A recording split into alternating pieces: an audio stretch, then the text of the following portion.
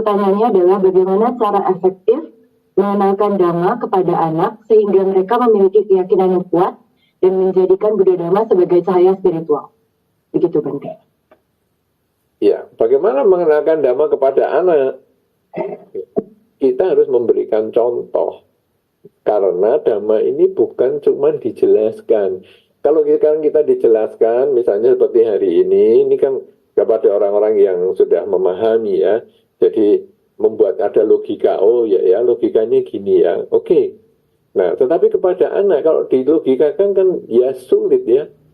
Jadi sekarang berilah contoh. Bahkan di dalam ilmu pendidikan kan disampaikan, satu contoh itu melebihi 1000 nasihat. Jadi misalnya sekarang kita memberikan nasihat kepada anak-anak, anak-anak kalian jangan suka marah-marah ya, karena menurut Dhamma marah itu adalah kegagalan kita untuk berdamai dengan keinginan sendiri. Keinginan yang tidak tercapai dan kita tidak mampu mengendalikan keinginan kita, akhirnya kita marah.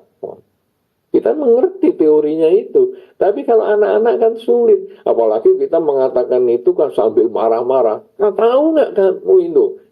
Ya, malah suka marah karena mainannya diambil teman.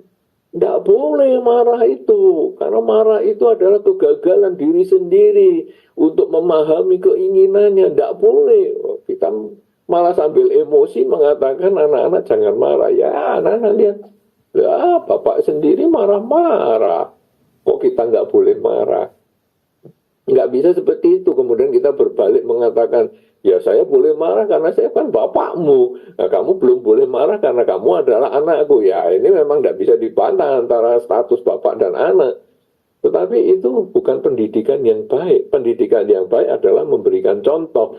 Sang Buddha sendiri pada saat membabarkan Dhamma, yang pertama kali, Sang Buddha menjelaskan tentang 4 kesunyataan mulia di dalam Dhammacakkappavattana Sutta.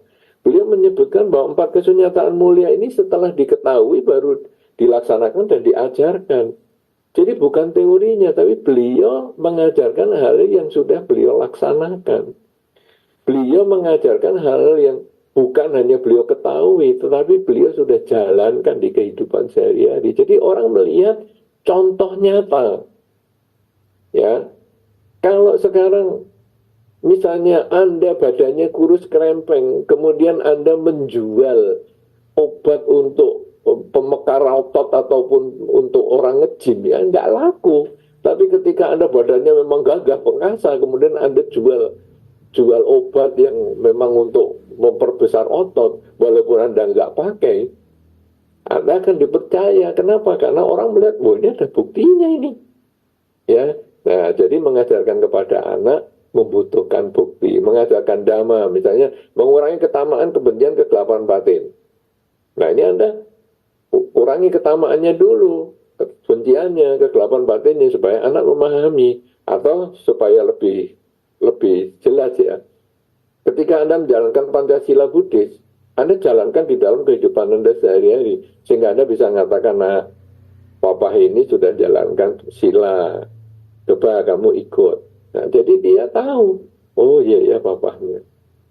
Nah, kemudian kerelaan, banyak berbuat baik, berdana misalnya, atau apa ya, Anda berwihara misalnya. Anda jadikan contoh.